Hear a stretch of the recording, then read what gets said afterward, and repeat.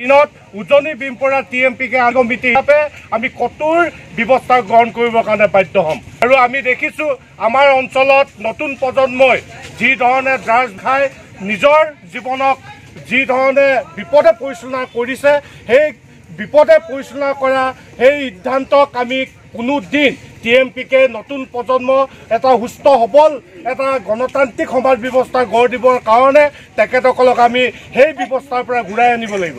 গতিকে আজি আমি সেই যুৱ প্ৰজন্মসকলক যদি আমি ঘূৰাই আনিব নোৱাৰোঁ, তাৰ প্ৰতিও নিয়াবৰ কাৰণে যিসকলে ইয়াত ড্ৰাগছ ভাং বিক্ৰী কৰিছে তেখেতসকলক তেখেতসকলে নকৰে। লক্ষ্য উদ্দেশ্য হৈছে এখন সুন্দৰ গণতান্ত্ৰিক প্ৰগতিৰ এখন সমাজ ব্যৱস্থা গঢ় দিয়া। প্ৰত্যেকখন গাঁৱৰ টিএমপিকে লখিমপুৰ জিলাৰ অন্তৰ্গত প্ৰত্যেকখন গাঁও প্ৰত্যেকখন আঞ্চলিকত আমি এইকাৰণে সোমাইছোঁ যে এই অঞ্চলত আমি প্ৰত্যেক গাঁৱে গাঁৱে প্ৰত্যেক অঞ্চলে অঞ্চলে আমি সজাগতা সভা পাতিবলগীয়া। আমাৰ যত্ন মদ ড্ৰাগছ এটা বেয়া পৰিৱেশ নিৰ্মাণ আছে। এই সমাজখনক যদি এখন গণতান্ত্ৰিক সমাজ আমি গঢ় দিবলৈ হয় তেতিয়াহ'লে এই অৱস্থাটো ৰোধ কৰিব। তেওঁলোকৰ যি বিশৃংখলা যুৱ এটা তেওঁলোকে মদ ভাঙেৰে তেওঁলোকে এটা তৈয়াৰ কৰিছে। পৰিৱেশটোক আমি কিয়াও মানি নোৱাৰোঁ, তেনে পৰিৱেশ আমি গঢ় দিব নোৱাৰোঁ।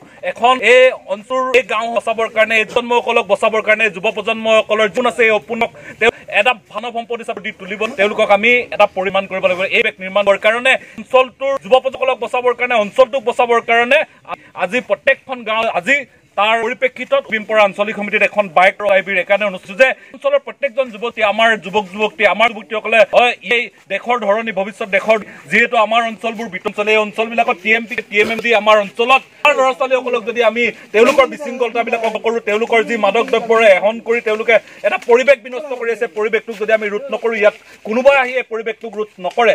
এইকাৰণে টিএমএমকে আজি এই অঞ্চলটোক বচাবৰ কাৰণে এই অঞ্চলটোক পৰিৱেশ নিৰ্মাণ কৰিবৰ কাৰণে মদ ভাং ড্ৰাগছেৰে এটা যি তেওঁলোকৰ এটা নিচাযুক্ত এটা পৰিৱেশেৰে তেওঁলোকে সৃষ্টি কৰা এই পৰিৱেশটোক বন্ধ কৰি সুস্থ এখন সবল গণতান্ত্ৰিক সমাজ প্ৰগতিশীল সমাজ ব্যৱস্থা গঢ় দিবৰ উদ্দেশ্যে আজি আমি টিএমএমকে আজিয়ে নহয় আজিৰ পৰা ধাৰাবাহিকভাৱে চলি আছে লখিমপুৰ জিলাৰ অন্তৰ্গত টিএমপিকেৰ যি সাংগঠনিক জিলাৰ অন্তৰ্গত প্ৰত্যেকখন অঞ্চল প্ৰত্যেকখন গাঁও প্ৰত্যেকখন অঞ্চলত আমি ইয়াৰ শিক্ষক সমাজ ইয়াৰ সমাজৰ স্থানীয় ব্যক্তিসকল ইয়াৰ যুৱ প্ৰজন্মসকলক প্ৰত্যেকখন গাঁৱৰ প্ৰত্যেক মানুহক লগত আমি কথা বতৰা পাতিছোঁ আৰু এই পৰিৱেশটোক বন্ধ কৰিবৰ কাৰণে বাৰে বাৰে প্ৰত্যেকখন গাঁৱত মিটিং কৰি এই অঞ্চলৰ প্ৰত্যেক মানুহক সজাগ হ'বৰ কাৰণে আমি সতৰ্ক কৰি দিছোঁ। আৰু এই অঞ্চল যদি সজাগ নকৰোঁ তেতিয়াহ'লে আমি এটা প্ৰজন্ম এটা বিকলাংগ এটা যুৱ সমাজ পাম। এই বিকলাংগ যুৱ সমাজটো আমি কেতিয়াও আশা নকৰোঁ। এই যুৱ সমাজটোক আমি ৰোধ কৰিবই লাগিব আৰু পৰিৱেশ নিৰ্মাণ কৰিবই লাগিব। তাৰ কাৰণে টিএমএমকে দায়বদ্ধতাৰে কাম কৰি আছোঁ। কি জনাব আহ্বান কি জনাব যিসকল ড্ৰাগছ পেডলাৰ বা ভাং বা বাল্য বিবাহ চলি আছে মাজে মাজে কি হ'ব?